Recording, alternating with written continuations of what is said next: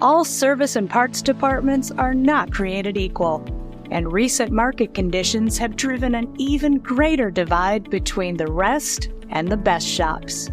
How are you doing? How are your techs holding up?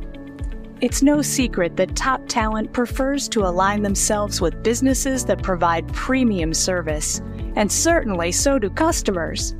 But how do you cultivate a top-performing shop that's constantly improving and rising up to the ever-increasing service challenges?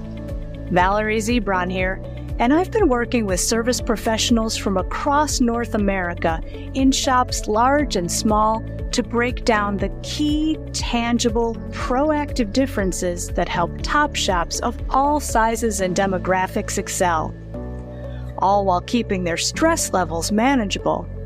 What are they doing differently in management, in parts, in sales, at the service desk, with their support staff, and more?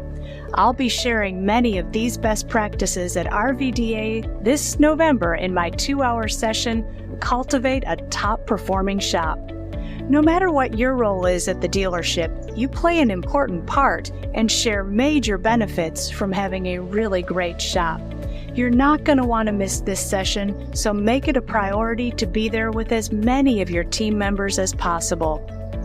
When you're facing a lack of resources, staff, and hours in the day, cultivating a top-performing shop can feel like a pipe dream. But what if you could get better insight into what top shops are doing and prioritizing differently to get their results? So many of the best practices I'll be sharing are relatively easy to apply, and most don't require major changes or investments. Your service team is facing more pressure than ever before, and it's likely to continue moving forward. It's vital to cultivate a top-performing shop that can help your business thrive in the coming market.